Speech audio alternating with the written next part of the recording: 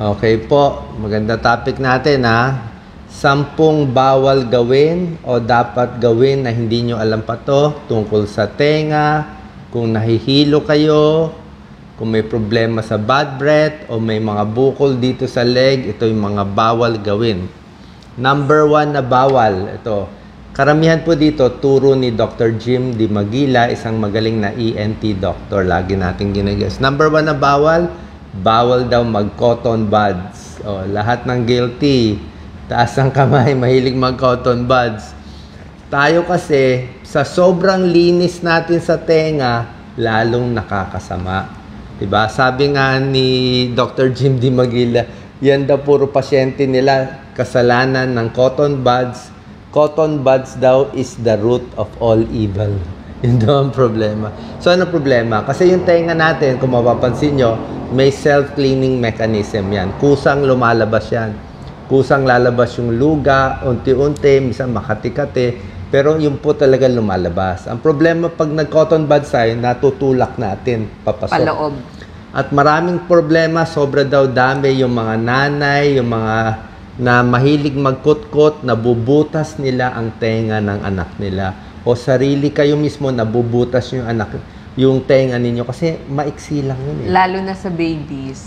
Kawawa. Tsaka Hindi nyo alam na butas nyo. Tsaka pag nabutas nyo yung eardrum, lalo na kung malaki ang butas, pwedeng hindi na magsasara.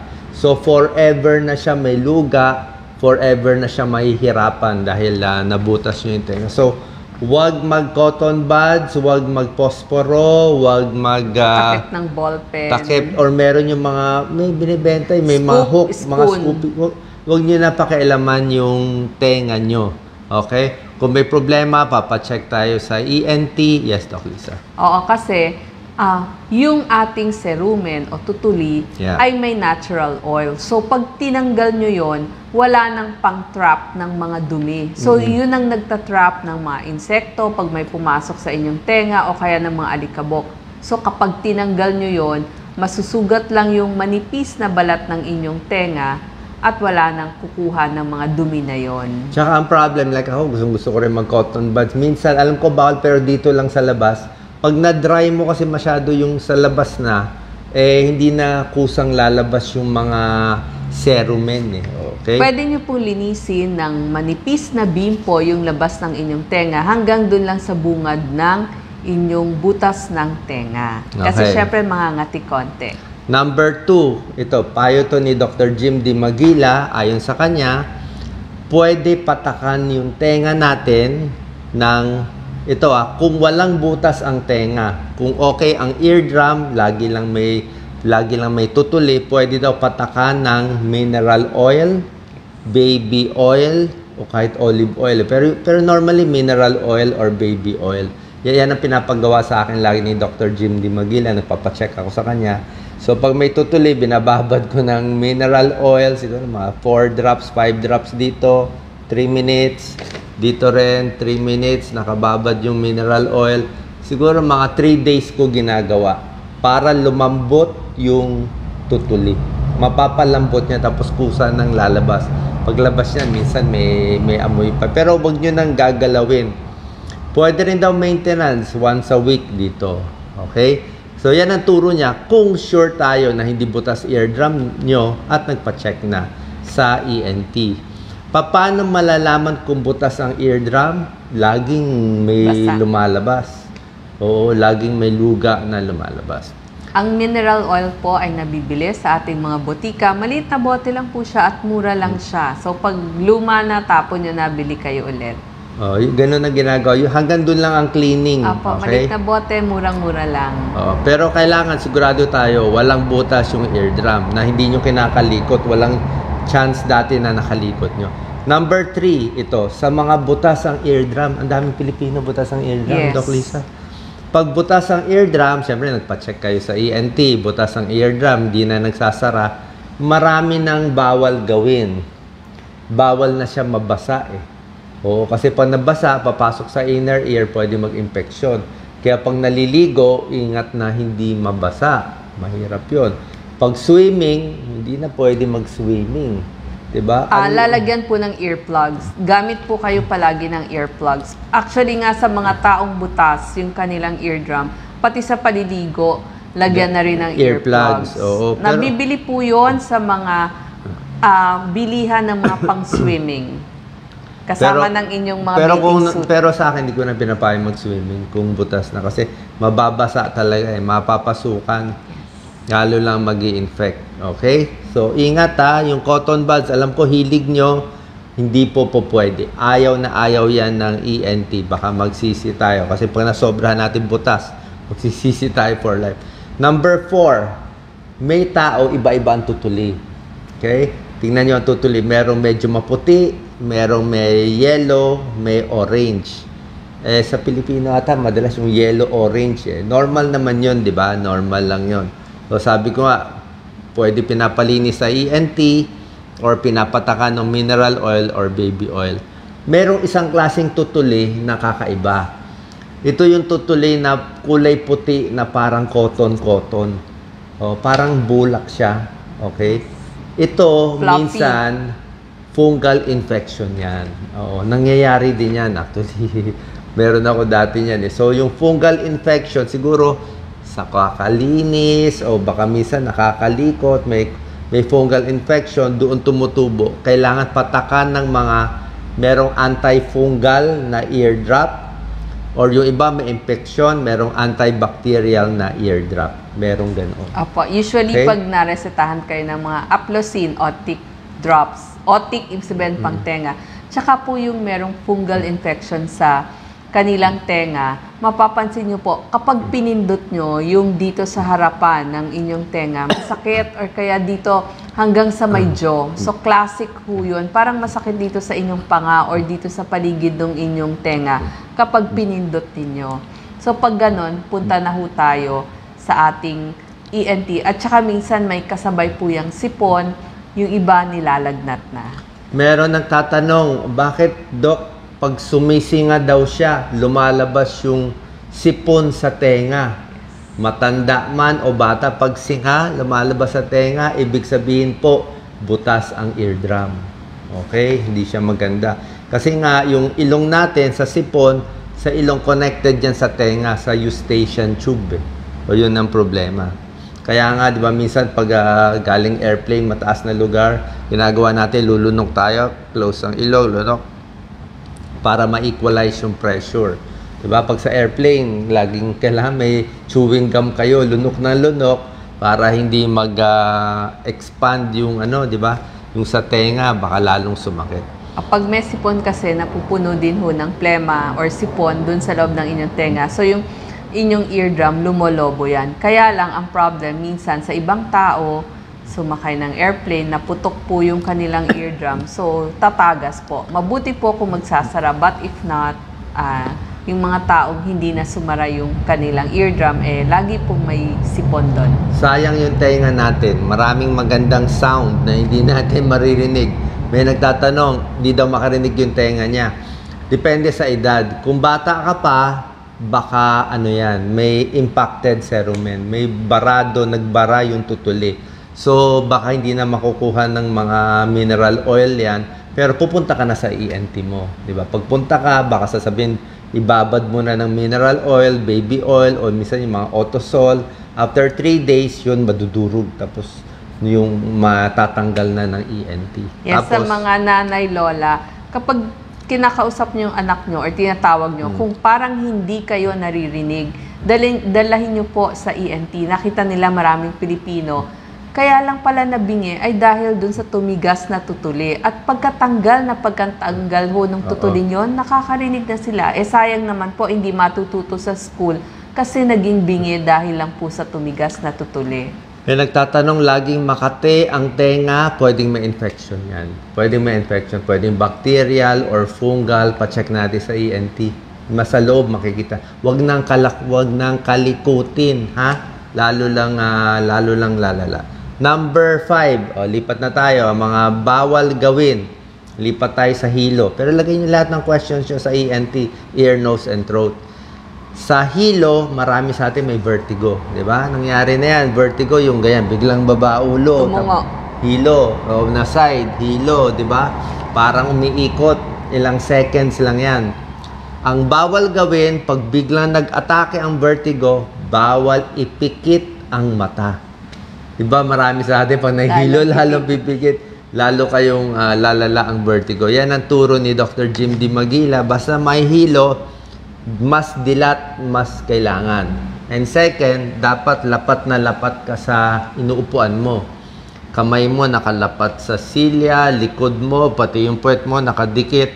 Kasi yan ang nagbibigay sa iyo ng balance. Tatlo ang nagbibigay ng balance sa katawan natin. One is mata. Alam niya, kanan ka ba, kaliwa. Second, nagbibigay ng balance, katawan mo. Saan ka nakadikit? Nakalapat yung paa mo. Alam niya, nakatayo ka, hindi ka nakaside. Pangatlo, yung sa tenga. Yung semicircular canal, yun yung nagbibigay, nagtuturo, left ka ba o right. Pag na-vertigo, ang nangyayari na merong mga otolith, may parang maliliit na mga particles dun sa may tenga natin, siya nagsasabi na kaliwa ka ba, kanan ka ba, parang compass.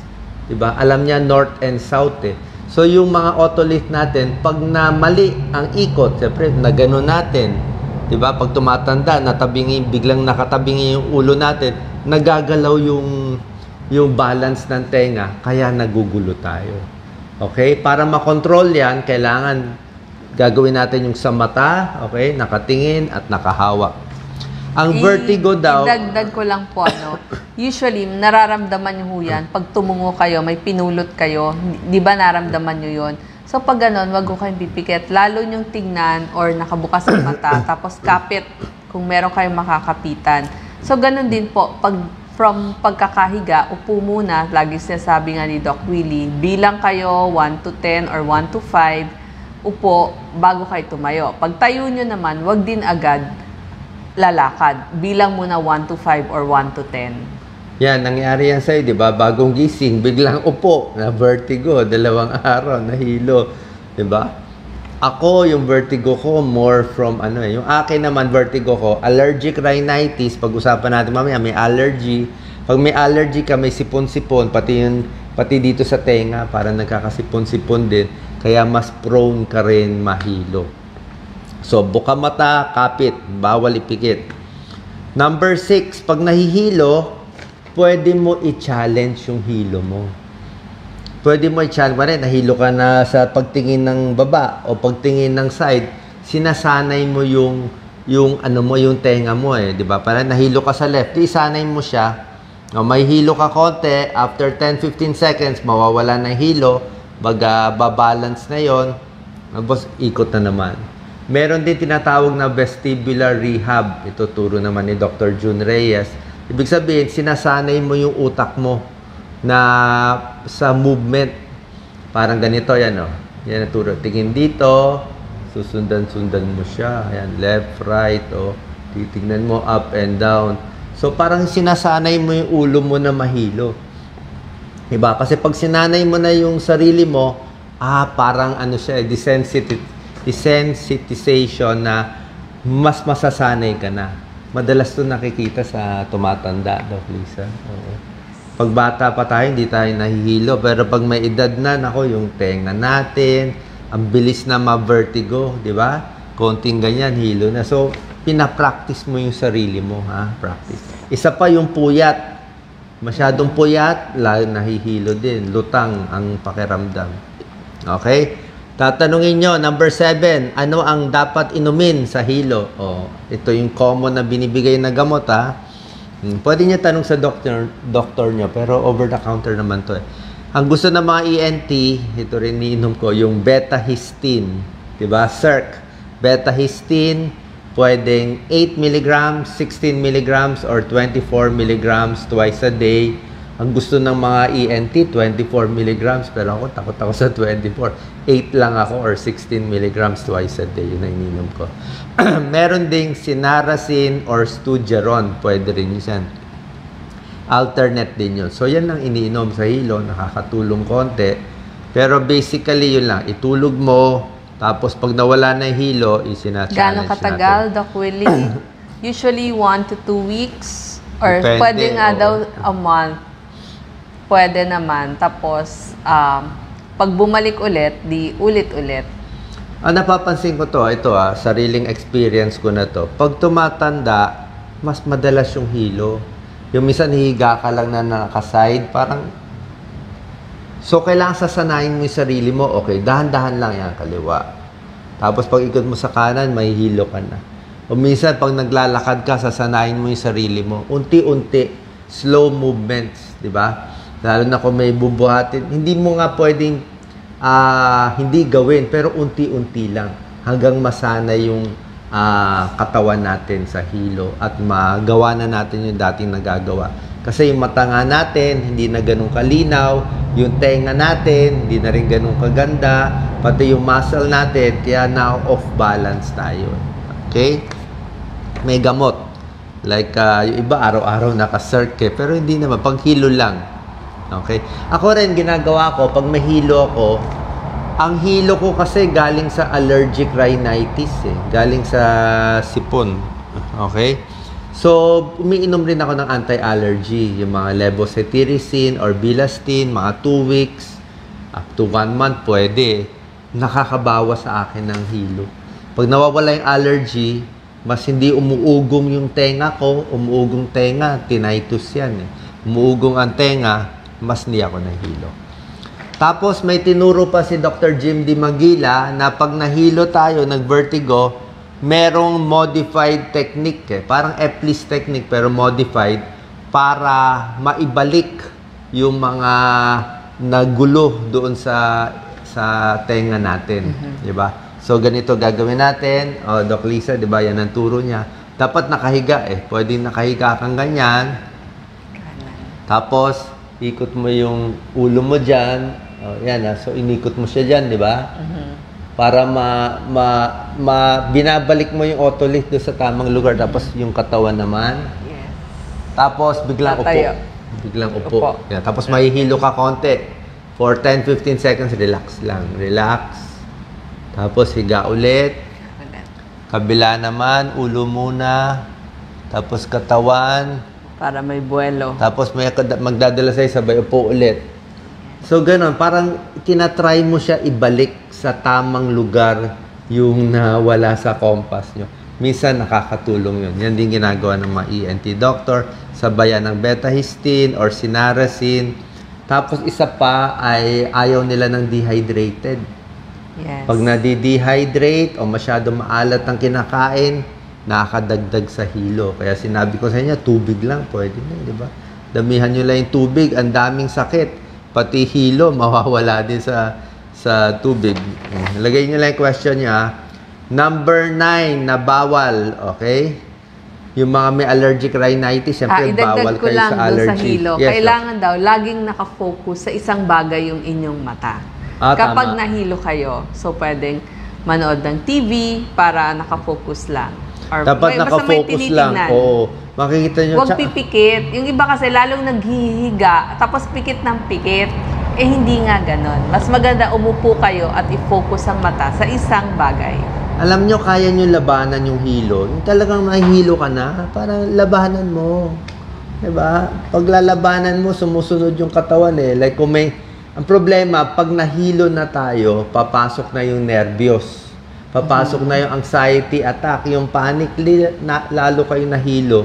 So, kailangan may willpower kayo. Nahilo, okay lang yan. Sabi ni Doc, vertigo yan. Hindi pa naman stroke yan So, ilalaban mo siya. Baka takot pala yung naramdaman nyo. Yeah, anxiety attack, pwede mahilo. Pero may hilo din na stroke, di ba? Pero yung stroke naman, dapat usually may bulol yun, o may mahina, o may high blood, di ba? So, kadalasan naman ay vertigo lang. Sana vertigo. Number 9, bawal sa mga may allergic rhinitis. Sino may allergy? Napakaraming Pilipino. Kahit ako may allergy, ikaw may allergy, pinanganak tayo may allergy, di ba? Ang sabi ni Dr. Jim Di Maguila, ang tip niya sa mga may allergic rhinitis ay live with it. Mabuhay tayo, nakasama yung allergy, wala na tayong magagawa. Diba? Umiwas lang tayo sa allergy, kung ano man, Doc Lisa, yung mga pollen at iba pa. Oo, pag may nagtatabas ng damo, nagtatabas ng mga puno, abay layo na kayo. Tapos kung maraming pets sa bahay, siguro hanggang labas lang yung ating mga pets. Oo nga eh. Tapos yung mga gamot sa allergy, ako ang gusto ko yung Bilastin eh. Ayun na iniinom ko, less side effect for me. Yung mga lumang gamot kasi sa allergy, minsan nakakaantok. Yung mga Loratadine o yung mga Benadryl, baka maantok kayo, lalo na sa mga drivers, hindi po pwede. Yes, pwede na po ang cetirizine, levocetirizine, Okay. tapos yung sa'yo nga, yung Bilastin, 20 Okay. milligram. Number 10, ito naman yung mga bawal gawin. Marami din daw, sabi ni Dr. Jim, yung ENT natin na may bukol. Dami may bukol sa leeg, nakikita ko bukol dito. Tapos, pag may bukol dito sa thyroid, pwedeng benign na hindi cancerous, baka cyst lang, o pwedeng masamang bukol, di ba? O dito, kaya sabi nga niya, kakapakapain itong mga leeg natin, lulunok, tingnan ko may gumagalaw, kung may bilog na parang Holland dyan, o maliit na bilog, dapat malambot lang daw. Kung meron po kayong thyroid nodule, dapat malambot lang siya, parang tubig lang dapat ang laman. Kung matigas-tigas siya na parang medyo firm, parang mais o ganun katigas, kailangan pa-check natin. Lalo na kung more than 1 centimeter, kailangan pa-check natin. Kung mabilis lumaki, papacheck din natin. Anong check para malaman kung masamang bukol o hindi? Papa-thyroid ultrasound. May ultrasound yan. Medyo makikita na nung taga-ultrasound kung possibly cancerous o hindi. Tapos kung duda nila na baka masamang bukol, ginagawa ng biopsy. Okay? Pag nakita masamang bukol, inooperahan. Okay? Ang good news naman sa thyroid cancer, yung pinaka-common, yung papillary form ng thyroid cancer, mabagal naman kumalat at pag natanggal mo, usually safe na yung pasyente. Okay? So, bawal? Bawal matakot at pabayaan yung bukol. Kasi pag pinabayaan, talagang kakalat siya. Pag kumalat, hindi na makakahinga. Nakakaawa naman yung pasyente. Okay? Yes, opo. Pagdating po sa biopsy, lalo na thyroid, sabihin, nako, wag mong ipapatusok, kakalat yan. Wag ho tayong makikinig dun sa ating kapitbahay. Kailangan po ng doktor malaman anong type ng bukol yon kasi doon niya ibabase yung paggagamot sa inyo. So, pag hindi niya alam, paano niya kayo gagamutin? Isipin lang ba natin, nako, baka tubig lang yung nasa loob. So, hindi kayo magagamot ng ayos hanggat hindi nalalaman anong klaseng bukol yon. So, diagnosis ang tawag doon. Para may guide yung doktor, ano yung gamutan mo. Di mas gagaling ka. Huwag pong maniniwala sa kapitbahay kasi hindi naman siya gagamot sa iyo eh. Basta ang tip ko sa inyo, kahit wala tayong pera, okay? Pwede tayo magpa-check sa specialista kahit isang beses lang para maturo lang kayo sa tamang sakit. Kasi oras na naturo kayo sa tamang sakit, mariresearch nyo na sa internet, alam nyo na home remedy, pero dapat tama yung diagnosis. May nagtatanong, masakit likod, tagiliran, tiyan. Siyempre, diagnosis muna. Maraming possibilities po kasi. Hindi ganun kasimple. Pwedeng back pain lang. Yung sa tiyan, ang daming possibilities sa tiyan, di ba? Marami tayong video dyan. Depende sa lugar, anong lugar, ang daming organs kasi dyan. Kailangan mas malinaw yung tanong. Ano pong doktor ang pupuntahan kapag may bukol tayo sa leeg? Una ENT. po, endocrinologist muna kasi thyroid yan. Kapag alam na ho nung doktor ninyo, yung endocrinologist, anong klaseng bukol yan or anong problema sa thyroid, sa kanya kayo i-refer sa ENT surgeon kung kailangan pong operahan. So kung hindi naman kayo i-refer ng endo ninyo.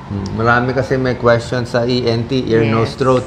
May tinuro din si Dr. Jim, napakaganda tungkol sa may tonsil stones. Ang dami niyan eh. Kasi yung tonsil kasi natin, may mga crypt parang kuweba-kuweba dyan. Kaya pag kumain tayo ng only rice o kahit anong kinain natin na natitira doon sa loob. Ako nga minsan meron ako noon eh. So nai-stack yung mga pagkain dyan. Kaya nangangamoy, nagbabad breath. Diba? So ano pa ni Dr. Jim? Para mawala yung mga pagkain na nai-stack sa lalamunan. Minsan ang lalamunan natin may craters para pong buwan.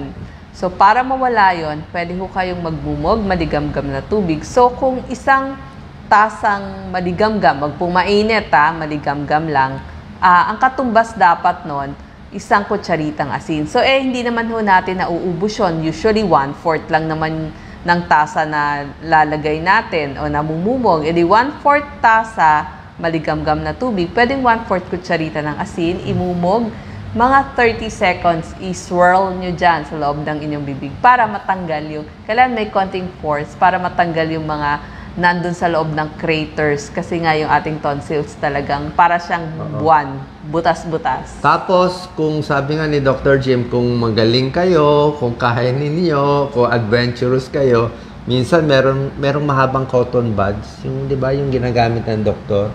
Ako tapos Itsasagaan nyo, tanggalin. Kung kaya nyo matanggal na hindi kayong maggagag, baka malunok nyo lang yung cotton eh. Pero yung iba, ini-scrape or talagang mumug lang ng mumug. Diba? Para lumabas ang matanggal yun. Misa kasi may amoy yun eh. Oo, para siyang sa bad breath din. At sa bad breath, syempre, sabi ni Dr. Jim, dapat talaga nagpo-floss eh. At least once a day or twice a day kasi pag naipit nga yung tinga, after 2 weeks na doon pa yung tinga, ay babaho talaga doon. Okay? So yan po yung mga tips natin. Doc Lisa, final words? Pag maga na po ang inyong tonsils, ang tawag doon ay tonsillitis, pupunta po sa doktor, hihingi po tayo ng antibiotic.